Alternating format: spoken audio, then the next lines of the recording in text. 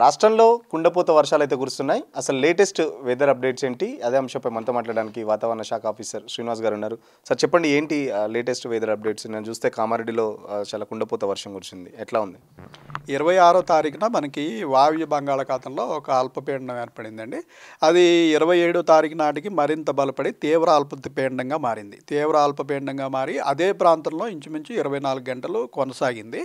దానికి సంబంధించి ప్రతి అల్పపీడన ప్రాంతానికి కూడా సముద్ర మట్టం నుంచి కొంత ఎత్తు వరకు దాని ప్రభావం, అంటే ఈ గాలులు సుడిగుండంలా తిరిగే గాలులు యాంటీ క్లాక్ వైజ్లో సముద్ర తలం నుంచి కొంత ఎత్తు వరకు దాని ప్రభావం ఉంటుంది. ఈ అల్పపీడనం యొక్క ప్రభావం సుమారు 8 కిలోమీటర్ల వరకు ఉంది. 8 కిలోమీటర్లు కూడా అల్పపీడనాలు ఏంటంటే స్ట్రాంగ్ సిస్టమ్స్ కావంత, అందుకని వర్టికల్గా ఉండకుండా అది ఉపరితల భాగం ఏంటంటే ఈ ఈ గాలులో ఉన్న భాగము వాలి ఉంటుంది. ఆ వాలి ఉన్నది నైరుతి దిక్కులో వాలి ఉండి ఇంచుమించు మన తెలంగాణ ప్రాంతంలో అప్పర్ పార్ట్ మనకి ఈ టచ్ అయ్యేలాగా ఉంది.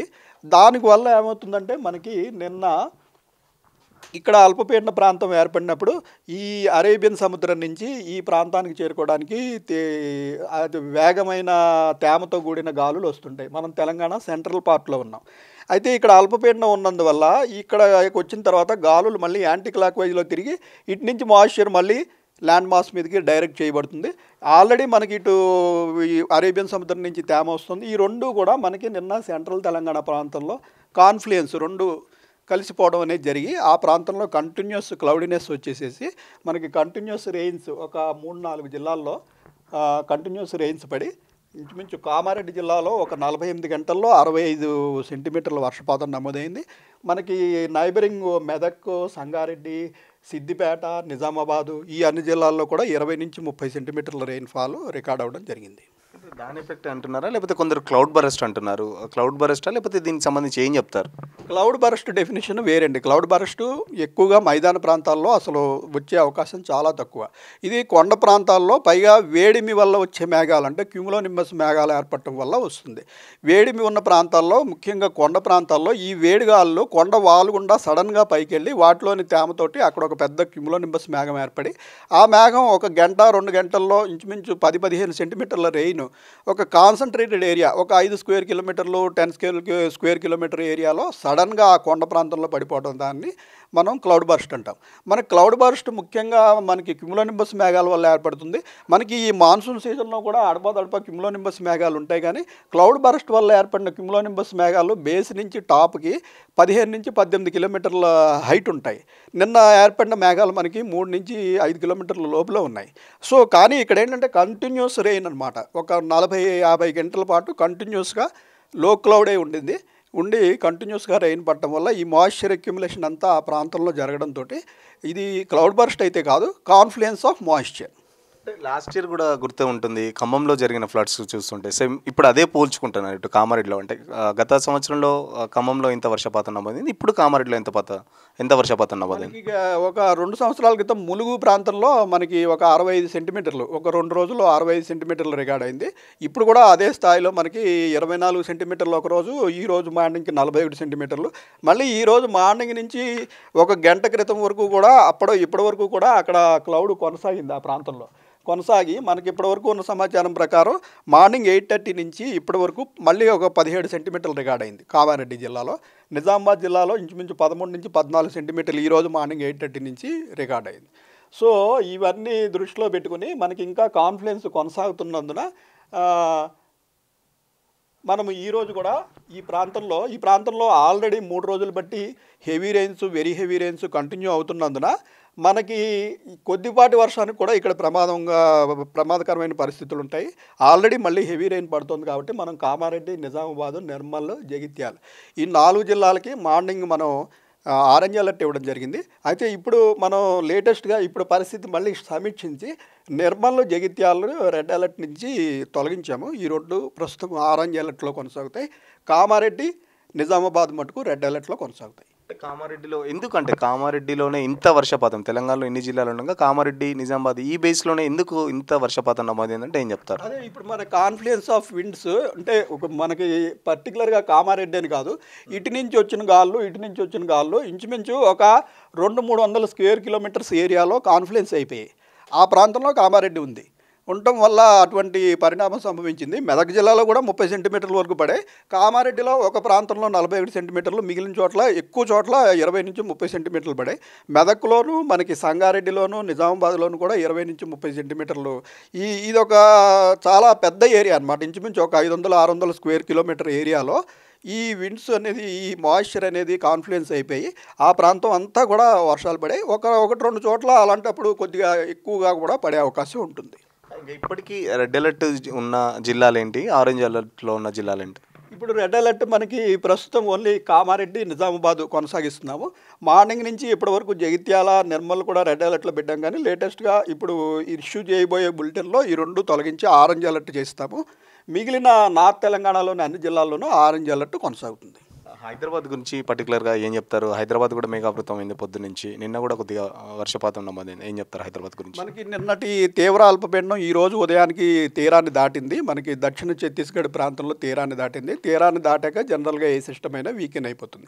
సో తర్వాత 5:30కి అది తీరాన్ని దాటిన తర్వాత మళ్ళీ 8:30కి డేటా తీసుకుంటే అప్పటికే అది 1 స్టేజ్ బిలో, అంటే తీవ్ర అల్పపీడనం స్థాయి నుంచి అల్పపీడనం స్థాయికి డిగ్రేడ్ అయింది. ఇది రానున్న 24 నుంచి 48 గంటల్లో మరింత వాయువ్య దిశలో ప్రయాణించి మధ్యప్రదేశ్లోకి ఎంటర్ అయిపోతుంది రేపు. సో మనకి మరింత దూరంగా వెళ్ళిపోతుంది, మరింత వీకెన్ అయిపోతుంది. సో రేపటి నుంచి మనకి పెద్దగా ప్రభావం ఉండదు. అయితే ఈరోజు మనకి నైబరింగ్ ఉన్న జిల్లాల్లో కొంచెం మాయిశ్చర్ అవైలబిలిటీ ఉంది. అప్పర్ ఎయిర్లో మనకి సిస్టమ్ కూడా ఇంకా ఉంది. కాబట్టి ఈరోజు మనం హైదరాబాద్లోని 3 జిల్లాలకి ఎల్లో అలర్ట్ ఇచ్చాము. కానీ చాలా వరకు మేఘావృతంగా కొనసాగి లైట్ రెయిన్, డ్రిజిల్ చాలా ప్రాంతాల్లో కొనసాగుతుంది. ఈవినింగ్ టైంలో ఒక 2-3 చోట్ల కొంచెం ఇంటెన్స్ స్పెల్స్కి అవకాశం ఉంది. అంటే గమనిస్తే, అంటే మాన్సూన్ సీజన్లో స్టార్ట్ అయ్యేటప్పుడు అసలు వర్షాలు లేవు. ఇప్పుడు దాదాపు 2 నెలలు 3 నెలలు అయిపోయిన తర్వాత ఇంత వర్షపాతం నమోదుకోవడానికి పర్టికులర్గా ఏమైనా రీజన్స్ కనుక్కున్నారా? మనకి మాన్సూన్ టైము మొత్తం 122 రోజులండి. అయితే 122 రోజుల్లోనూ రోజు వర్షం పడదు. మనకి వర్షాలు పడాలంటే ట్రిగ్గర్ మెకానిజం లాగా ఇలాంటి సిస్టమ్స్ ఏర్పడాలి. ఇది మాన్సూన్ గాలులు అనేవి ఈ 122 రోజుల కాలంలో మన మీద నుంచి ఎప్పుడు పోతూనే ఉంటాయి. వాటిలో తేమ ఉంటుంది. వాటిలో తేమ ఉన్నా సరే ఆ తేమని మనకి ఎక్యుములేట్ అయ్యి ఆ ప్రాంతంలో నిలిచి ఉన్నప్పుడే మనకి క్లౌడ్ ఫార్మేషన్ అవుతుంది. సో అట్లా క్లౌడ్ ఫార్మేషన్ అవ్వాలంటే మనకి ఉపరితల ఆవర్తనం, అంటే అప్పర్ ఎయిర్లో ఒక సైక్లోనిక్ సర్క్యులేషన్ కానీ, ఇలాంటి లో ప్రెషర్ కానీ, ఇటువంటివి ఏర్పడినప్పుడే మనకి వెనకాల భూభాగం మీద ఈ మాయిశ్చర్ అక్యుములేషన్ అయ్యి మనకి వర్షాలు పడతాయి. ప్రతి మాన్సూన్ సీజన్లోనూ కూడా మనకి ప్రతి నెలలో 2-3 ఇలాంటి సిస్టమ్స్ వస్తుంటాయి. 1-2 రోజు ప్రతి నెల వస్తాయి. అయితే ఈసారి మనకి జూన్ నెలలో మాన్సూన్ ప్రవేశించిన తర్వాత 40-45 రోజుల పాటు మనకి దగ్గరలో ఇటువంటి సిస్టమ్స్ ఏమీ ఏర్పడలేదు. మనకి దూరంగా నార్త్ వెస్ట్ బేలో, అంటే వెస్ట్ బెంగాల్ తీరం ప్రాంతంలో ఏర్పడటం వల్ల మనకి ఇంచుమించు 40-45 రోజులు రెయిన్స్ లేవు. రెయిన్స్ లేకపోయినప్పటికీ మనకి సాయంత్రం మనకి ఆ సమయంలో టెంపరేచర్లు 36 నుంచి 38 డిగ్రీల వరకు కూడా పెరిగిపోయాయి. వర్షాకాల సమయంలో పెరిగిపోవడం వల్ల సాయంత్రం సమయంలో ఈ వేడిగాళ్ళు అనేవి కింద నుంచి పైకి పోవడం స్టార్ట్ అవుతుంది. అప్పర్ ఎయిర్లో ఆల్రెడీ మాయిశ్చర్ అవైలబిలిటీ ఉండటం వల్ల కొన్ని ప్రాంతాల్లో క్యుములోనింబస్ మేఘాలు ఏర్పడి సాయంత్రం సమయంలో మనకి అడపాదడపా వర్షాలు పడేవి ఆ 40-45 రోజులు. ఆ తర్వాత మనకి వరుసగా జూలై ఆఖరి వారంలోను, అలాగే ఆగస్టులో 2 అల్పపీడనాలు ఏర్పడ్డాయి. ఈ రెండింటి వల్ల మనకి మంచి వర్షాలు పడాయి. ఇది మూడోది. నెక్స్ట్ వచ్చే సెప్టెంబర్లో ఎలా ఉండబోతుంది వర్షపాతంకి సంబంధించి అంటే ఏం చెప్తారు? మనకి సెప్టెంబర్లో మాన్సూన్ ఇంకా రిట్రీట్ అవ్వడం ప్రారంభిస్తుంది. అంటే రాజస్థాన్ ప్రాంతం నుంచి మనకి ఋతుపవనాలు తిరోగమనంలో వస్తుంటాయి. ఈ తిరోగమనం అయ్యే సమయంలో కూడా మనకి అల్పపీడనాలు ఏర్పడే అవకాశం ఉంటుంది. కనీసం 1-2 అల్పపీడనాలు మనకి సెప్టెంబర్లో కూడా ఏర్పడే అవకాశం ఉంది. వీటి ద్వారా మనకి రాష్ట్ర వ్యాప్తంగా మళ్ళీ వర్షాలు పడే అవకాశం సెప్టెంబర్లో కూడా ఉంటుంది. ఇంత హెవీగా ఉంటుందా అన్నది మనం అప్పుడు ఉన్న పరిస్థితిని బట్టే చెప్తాం. మామూలుగా ప్రతి అల్పపీడనంలోనూ ఇలా 45 సెంటీమీటర్లు పడవు. ఈసారి ప్రత్యేకంగా మనకి ఈ అరేబియన్ సముద్ర గాలులు, అలాగే బంగాళాఖాతం నుంచి వచ్చిన గాల్లో పర్టికులర్గా ఒక ఏరియాలో కాన్ఫ్లుయెన్స్ అవ్వడం జరిగింది. ఇది చాలా రేర్గా జరిగే ఫినామినా. ఇది ప్రతి అల్పపీడనంలోనూ ఇలా ఉండదు. మనకి భారీ వర్షం అంటే ఒక 10 నుంచి 12 సెంటీమీటర్లు ఒక 2-3 చోట్ల పడుతుంది. మిగిలిన చోట్ల విస్తారంగా వర్షాలు పడతాయి. అదే జనరల్గా కొనసాగుతుంది. అప్పుడప్పుడు ఇలాంటి రేర్ ఫినామినా వచ్చినప్పుడు మనకి ఇలాంటి అత్యంత భారీ వర్షాలు ఇలాంటివి పడుతుంటాయి. అంటే ఇటు కామారెడ్డి కానీ, ఇటు మెదక్ కానీ, సిరిసిల్ల కానీ మీరు చెప్పినట్టు ఇంత వర్షపాతం గతంలో ఎప్పుడన్నా జరిగిందా? రాష్ట్ర వ్యాప్తంగా ఇలాంటి జిల్లాలలో ఏమన్నా ఇటువంటి వర్షపాతం మీరు చూసారు? మనకి ఈ కామారెడ్డి ప్రాంతంలో సంవత్సరంలో మనం ఒక 30-40 సంవత్సరాల డేటాలో ఈ యొక్క 24-48 గంటల్లో ఇంత వర్షపాతం అయితే లేదండి. సో ప్రస్తుతానికి ఆ ప్రాంతానికి అదే రికార్డు. అయితే మనకి ములుగు ప్రాంతంలో అరౌండ్ 2021లో ఒక 48 గంటల్లో ఒక 65 సెంటీమీటర్ల వర్షపాతం ఆ ప్రాంతంలో కూడా రికార్డ్ అయింది. సార్, రైతులకు సంబంధించి కొన్ని వేల ఎకరాల్లో పంట నష్టం జరిగింది. అంటే ముందస్తు సమాచారం ఇచ్చారా ప్రభుత్వానికి సంబంధించి? రైతులకు సంబంధించి చాలా నష్టం జరిగింది. ఏం చెప్తారు? మనకి అల్పపీడనం ఏర్పడబోతోంది అని మనము ఒక 2 రోజుల ముందే, అంటే 26వ తారీఖుకి అల్పపీడనం ఏర్పడబోతుంటే మనం 24, 23 తారీఖుల నుంచి అల్పపీడనం ఏర్పడబోతుంది అన్న సూచన ఇస్తూనే ఉన్నాము. 26వ తారీఖు అల్పపీడనం ఏర్పడిన తర్వాత ఏర్పడింది అని చెప్పి హెవీ రెయిన్ఫాల్ వార్నింగ్ ఇవ్వడం జరిగింది. 27వ తారీఖున మనం పర్టికులర్గా ఈ కాన్ఫ్లుయెన్స్ ఆఫ్ మాయిశ్చర్ ఒక పర్టికులర్ ఏరియాలో జరుగుతోంది అని నిన్న ఉదయం గమనించిన తర్వాత అక్కడి నుంచి మనం రెడ్ అలర్ట్ కొనసాగించడం జరుగుతుంది. అయితే వ్యవసాయదారులకి మనము రెడ్ అలర్ట్ ఇచ్చినా వారు చేయగలిగింది ఏమీ లేదు. వర్షాన్ని నిరోధించలేరు కాబట్టి వారికి పెద్దగా ఉపయోగం లేదు. కాకపోతే ఈ ప్రయాణం చేసే వారికి ప్రస్తుతం మేము మా బులెటిన్స్ రైల్వే వాళ్ళకి, విద్యుత్ శాఖ వారికి, ఏవియేషన్కి మొత్తం అందరికీ పోతుంటాయి. సో ఎవరి తీసుకోవాల్సిన చర్యలు వాళ్ళు తీసుకుంటారు. దీంతోపాటు ఆయా జిల్లా కలెక్టర్లందరికీ ఇస్తాము. అలాగే state disaster management authority special chief secretary ఉన్నారు, వారికి స్పెషల్ బులెటిన్స్ అన్నీ వెళ్తాయి. అలాగే NDMA national disaster management authority వారికి కూడా రెగ్యులర్గా మనం బులెటిన్స్ పంపిస్తాం.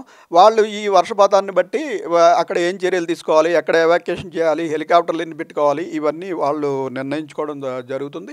ఇది కాక మనం ఫోర్కాస్ట్ ఇచ్చేసిన తర్వాత మనం నిత్యం 24/7 నౌకాస్ట్ బులెటిన్ అని ఎవ్రీ 3 అవర్స్, అది రాడార్ స్క్రీన్ దగ్గర పెట్టుకుని ఒక డ్యూటీ ఆఫీసర్ 24/7 ఉంటారు.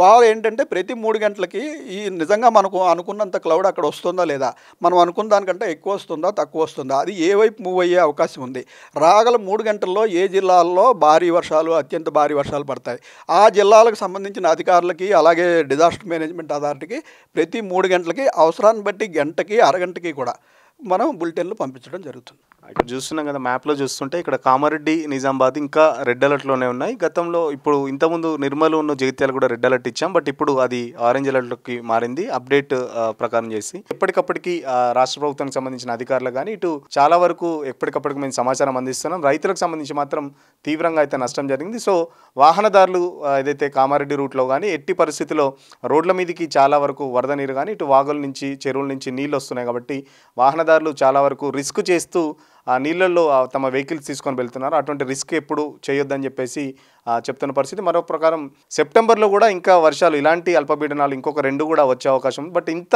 ఎక్స్పెక్ట్ అయితే చేయలేం. బట్ అప్పటి పరిస్థితి బట్టి చాలా తక్కువ అయితే వర్షపాతం. ఓవరాల్గా అయితే ఈ సీజన్లో వర్షపాతంకి సంబంధించి చాలా వరకు వర్షపాతం నమోదైంది. గతంలో ఇదే టైంలో 48 అవర్స్లో ములుగులో 65 సెంటీమీటర్స్ వర్షపాతం నమోదైన తర్వాత మళ్ళీ కామారెడ్డిలో 48 సెంటీమీటర్లు పైగా వర్షపాతం నమోదవడం ఇదే.